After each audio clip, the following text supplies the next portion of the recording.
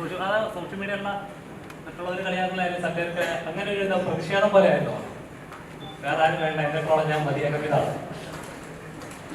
അതെല്ലാം മറ്റേ വിനീതിൻ്റെ ഐഡിയ ആണ്, എൻ്റെ ഒരു പങ്കും പറ്റത്തില്ല. അല്ലേ, വിനീതത്ത് പറഞ്ഞത് അത് നമുക്ക് എന്തെങ്കിലും പ്രശ്നങ്ങളുണ്ടെങ്കിൽ നമ്മളത് ഫേസ് ചെയ്യാന്നുള്ളത്, നമ്മൾ ഒളിച്ചോടിയുടെ കാര്യമൊന്നുമില്ല. എനിക്ക് തോന്നുന്നു വിനീതൻ അങ്ങനെ ഒരു ക്യാരക്ടർ എഴുതാൻ എനിക്ക് തോന്നുന്നു നമ്മുടെ കരിയറിൻ്റെ ഭാഗത്ത് സഹായിച്ചു എന്ന് തോന്നുന്നു. അപ്പം അത് ചെയ്തതാണ്. പക്ഷെ അത് സത്യം പറഞ്ഞ ഇങ്ങനെ ഒരു റിസപ്ഷനൊന്നും ഞാൻ മനസ്സിൽ ചിന്തിച്ചിട്ടില്ല. അതൊരു ഗസ്റ്റ് അപ്പിയറൻസ് വന്നു പോകുന്നു എന്നുള്ളത് മാത്രമായിരുന്നു. പക്ഷേ പ്രേക്ഷകർക്ക് അത് ഇഷ്ടപ്പെട്ടു എന്ന് പറഞ്ഞു.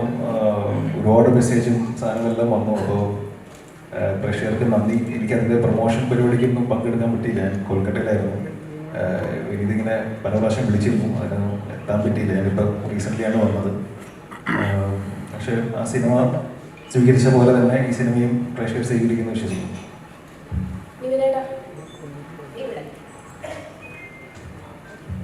വർഷങ്ങൾക്ക് ശേഷം വന്ന് തിയേറ്ററിലെല്ലാം കയ്യടി നേടിയ, ഏറ്റവും കൂടുതൽ കയ്യടി നേടിയ ഒരാളാണ് നിവിനേട്ടൻ ആ ക്യാരക്ടർ വെച്ചിട്ട്. അപ്പം ഇപ്പം ചേട്ടൻ പറഞ്ഞ പോലെ വിനീത്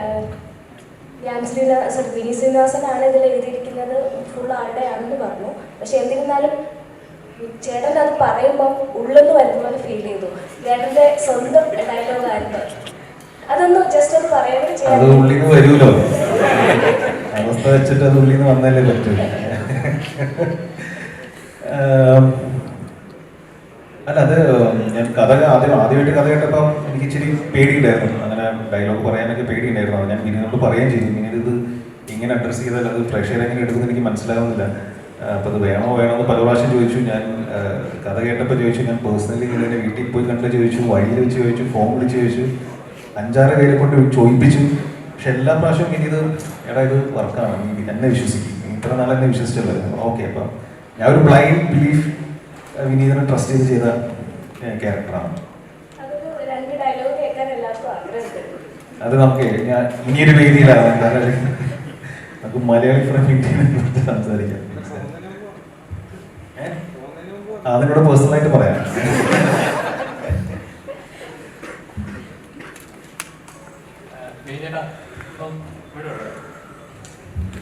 ഡിജോ എന്ന ഡയറക്ടറിൽ ക്യൂൻ എന്ന സിനിമയായാലും ശരി, ജനങ്ങൾ എന്ന സിനിമയായാലും ശരി, സൊസൈറ്റിയിൽ ഉണ്ടാക്കിയ ഒരു ഇമ്പാക്ട് ഉണ്ട്, അല്ലെങ്കിൽ പ്രേക്ഷകരിൽ ഉണ്ടാക്കിയ ഒരു ഇമ്പാക്ട് ഉണ്ട്. അപ്പം അങ്ങനെ ഒരു ഡയറക്ടർ വന്ന് സമീപിച്ചപ്പോൾ എന്തായാലും എൻ്റെ കരിയറിൽ ഒരു മാറ്റം ഉണ്ടാകുന്ന ഒരു കഥയായിരിക്കും എന്നൊരു എക്സ്പെക്ടേഷൻ ഉണ്ടാവുമല്ലോ ഓട്ടോമാറ്റിക്കലി. അപ്പോൾ ഇങ്ങനെ ഒരു കഥ ചെയ്യുന്ന സമയത്ത് അല്ലെങ്കിൽ കരിയറിൽ എൻ്റെ ബ്രേക്ക് ത്രൂ തരുന്ന ഒരു കഥാപാത്രമായിരിക്കും ഇത്. അല്ല, ഭയങ്കര എക്സ്പെക്ടേഷനോ അല്ലെങ്കിൽ അങ്ങനെ ലൈഫ് ചേഞ്ചിങ് ക്യാരക്ടറോ അങ്ങനെ ഫീൽ ചെയ്തിട്ടല്ലേ. സിനിമ നല്ലതാണ്. ഷാരിസിൻ്റെ എഴുത്ത് എനിക്കിഷ്ടമാണ്. ഡിജോയുടെ മുമ്പത്തെ 2 സിനിമകളും എനിക്ക് ഇഷ്ടമാണ്. അപ്പം ഇവരുടെ ഒരു കോമ്പിനേഷനിലൊരു വർക്കുണ്ട്. ഓഡിയൻസിനെ എവിടെയോ കണക്ട് ചെയ്യുന്ന കാര്യങ്ങൾ ഇവരുടെ സിനിമയിലൂടെ വരുന്നുണ്ട്. വളരെ ഇൻട്രസ്റ്റിംഗ് ആയിട്ടുള്ള ഫിലിം മേക്കറാണ് ഡിജോ. അപ്പോൾ പിന്നെ ഈ കഥയും എനിക്ക് ആ ഗോപിയോട് എനിക്ക് റിലേറ്റ് ചെയ്യാൻ പറ്റി. അങ്ങനെ എടുത്ത സിനിമയാണ്.